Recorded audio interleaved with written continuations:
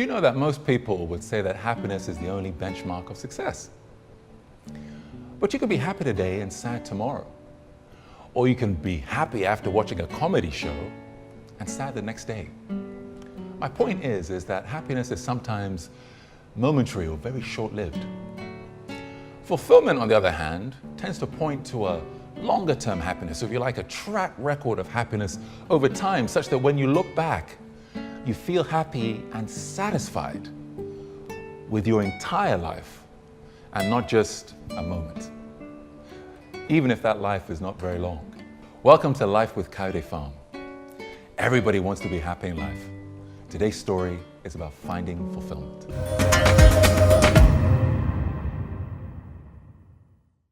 I was inspired when I met Ken Olo. He seemed to be a man living a very fulfilled life. Well, thanks for the opportunity. When I was 9 years old, my father used to have a camera which I used to steal. I used to borrow without his permission. I'd go out and take pictures. And I think I grew in a very rough part of Nairobi, and that camera became my refuge. It's a place, it's the one thing which I do that would take me to a place that would make me feel like where I wasn't such a bad place. You know, and I just grew to love photography. I loved the way I could freeze time, I could come back to the pictures and look at them, and I just loved photography. And the camera allowed me to take myself through university. I was able to do work for people, earn money through that, and pay my way through college. And I remember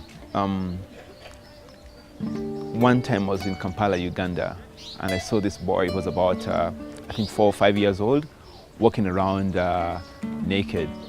And I was a bit surprised because no one seemed to be bothered. So I took a few pictures of this boy, and a friend of mine saw the picture at about 2 p.m. And when I passed by the same place where the boy was, this boy had clothes. I learned later on that this friend of mine went home, got clothes, and came and dressed this boy. And that's why the boy had clothes when I passed by there at 7 p.m. And something clicked for me. I realized that a picture can call people into action. I grew up hating poverty, but I never knew what to do with it. So I think photography showed me that actually with the pictures, there could be something I could do. And I just began doing that. I grew up in this home where you are today. I grew up, my mom was a single mom. My dad died while I was still 7 years old. So growing up was a hard thing for me because, you know, my mom was just a housewife. She didn't have work, she didn't have anything to do. Our dad was everything. Then he passed away. So life became harder and harder when we moved. Like every day things become harder. But one thing I appreciate, I have a very strong mom. She really struggled to make us where we are. She tried, even though I didn't go to a good school, but she really tried for me to at least go for a secondary school, and I finished my secondary school. So like it was tough sometimes when even we had to go for one meal so that she can save money to pay for our school fees. Well, she didn't have work, of course. She was just doing some small work. And like my dad left her with 2 rooms, and here in Kibera, 1 room goes for maybe 1,000 shillings. So she didn't have that income. I went and resigned from my job. I told my boss I want to go and work in the slums and take pictures in the slums. And my boss thought I was crazy, of course, being an expatriate, wanting to do that. But one thing led to another, and I came to Kibera to do some work. And I remember I was shooting this video for a client, and there were these kids who kept on passing in front of the video, and they do the Egyptian dance. They do this in front of the camera. I'm like, that's not funny, I'm trying to shoot this. So I told these kids, come behind and see what I'm doing. So they came and opened the viewfinder, and they saw what I was shooting. And for the next half an hour, the kids were quiet, and they allowed me to shoot. After that, they asked me, could you come back and train us how to shoot? And I said, sure, why not? So I had a laptop, my own laptop, and my girlfriend's laptop. So I'd carry 2 laptops. I go with them to the slums and teach these 20 kids. And that's how Filamu Juani started. Began with 2 laptops, training kids how to tell their own stories.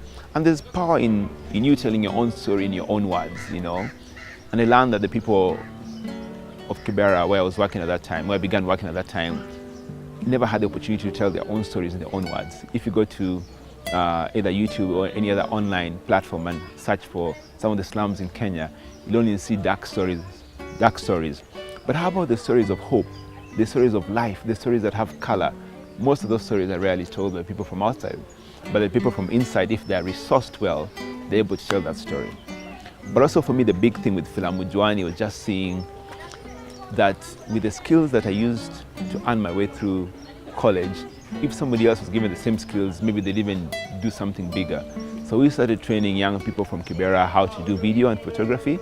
And the skills they got, they're able to pay their way through university. And some of them even ended up becoming breadwinners at home, educating their siblings, you know, but more importantly, creating their own story, telling their own stories in their own words.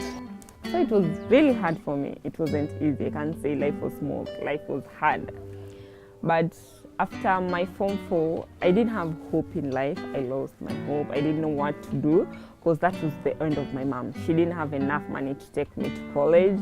She didn't have anything, like her own, like she just wanted us to reach secondary school at least. That's all for us. From there, God will just provide. So I didn't have hope in life. I was just there. I didn't have dreams. I had a dream of becoming a lawyer, but now I don't have that. Someone who will pay for me school fees. I don't have someone who will take me to school. Even my brothers are still struggling. But one day, when I went to my Form 4, the high school that I did my fourth form, the last year of secondary school, that's where Filamujwani was taking training. He came to train students, then they go out and shoot. So I wasn't that interested in it because I never dreamt of doing anything near film. It wasn't in my life expectation. I didn't have that. So I just said, like, I didn't have anything to do. Let me just go and try. They had an audition of a show called Zuki. So I went for the audition. My principal recommended me. So I went for the audition. Luckily, I got a chance to go there. So I took the role of a teacher in that show. I acted like a teacher. During that show, that's when I realized, okay, I can just pass time. I didn't know that I'll do this thing. I just said, let me just pass time because I don't have anything to do. I'm just idle, so let me just pass time. I went to Ken and asked him if I can join Filamujwani. He was like, okay, if you're interested, let's give it a shot. I went for the training. The training was hard because you had to wake up 5 in the morning. You don't have bus fare. You need to walk to the office where they're training. The training starts exactly at 6. And Ken was strict. You can't miss a class. You can't go late. It was hard. We had to wake up early in the morning, go there. Once, like a week then, I saw there are no ladies in the office. The only lady who was there, except the ones we came with for the training, we had only one lady and her work was just cleaning the office. Then I said, okay, why is it that all the men are handling the mechanical things and the ladies are just washing the office? And that's when I gave myself that thing that I must prove these people wrong. I must show them that ladies are capable of doing great things. Okay, so I joined Filamujwani. That's why I was taught how to edit and all that. So I joined Filamujwani in 2009. When I was in Form 1 in high school. Okay. So through my 4 years in high school, we were being taught how to camera works, edit, sound, lights, everything about production. But at that time, I wasn't like, I didn't know what I wanted to do exactly. So I was everywhere. I could be a runner, I could be anything you want. So after high school in 2012, that's when, in fact, someone saw the editing skills in me and told me, what if you do editing? Like, I don't know, but I can do rough cuts. Be my strongest point because they don't have a lady in that office. Let me prove them wrong. Absolutely. So that's when I try. Every time I was trying to do different things. Like, I didn't specify my focus in one thing. I wanted to do everything. Like, once there is a camera, I really want to know what's up with the camera, sound. Like, I trained myself to do everything in that department. Like, by the end of 1 month, it was okay. I know how to do everything there. So that we did that for some time. Then approximately 6 months of good training. Then after that, the same show that I auditioned that entered me Filamujoni, that gave me the trespass to enter Filamujoni. I had an interest with that show because I felt like it's telling the story of who I am. Because the show is about a girl in Kibera who wanted to learn pianist, and she didn't have any resources. She didn't have any way, she didn't have someone to train her, but she has that passion to do that, but she didn't have the resources. So I just felt like this is me. I'll have the passion to do something, but I don't have the resources to do it. So I just fell in love with that show. Since then, I had to budge them to write another episode for that show. After they wrote another episode for that show, I was excited.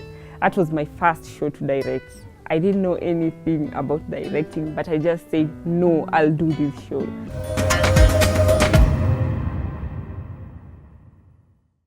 And what about you in terms of your family? How they, I mean, are they behind you?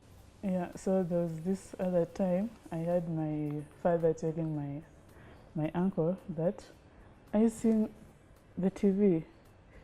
Are you seeing those people who are behind there who are making these things to happen? That's where my daughter is. Oh. So that's so nice. So, No, daddy's so proud of you, right? Yeah, of he's so course. proud of And me. we're so proud of you. Even though he doesn't know what I'm doing exactly in industry, but he knows everything that is happening there behind the camera. It's what I'm doing. What you do. Yeah. Yeah. New thing. Every day you'll be learning a new thing. Yeah, as long as you like what you're doing. Yeah. So you've got to do what you love. That's very important. And you're doing what you love right Yeah, I'm now. doing what I love. And that's why you're so good. Yeah. Okay. So keep going. Keep doing what you love. And sky's the limit. You know. I mean, there's so much out there for you. Okay. I want you to keep at it. And I want to keep hearing great things, great stories. And one day you're going to do that season 2. Yes. That show that you're after. Okay. And more. And Hollywood, whatever it is you want to do, you're going to be editing and telling stories, and you name it, you're going to be right on top of your game, okay? And we're going to be there, and we're going to say yes. I told you. You said so, and we're going to say we're so proud to be Africans, okay? I'm really proud of you. Thank you so much. Thank you. I think if in my lifetime I see 10 of our students winning Oscars, that would be a treat. I think if in my lifetime I see some of the ladies like Hijawa or Fatuma winning Oscars or having their own productions on TV, that would be amazing. I think if in my lifetime someone like Shaban began his own production company, some of our students, and became employers instead of job seekers, that would be amazing. At the moment, I think we're only able to cater for about 24 students in a year, but our dream is that if every year we can have about 500 students coming through our pipeline, that would be amazing, you know. But not just them coming and staying there, but them going out and starting their own production companies, them going out and replicating what we are doing. Seeing this in Kenya, seeing this in Cape Town, seeing this in Lagos, seeing this everywhere, you know. So for me, if that can happen in my lifetime, I'll be very grateful.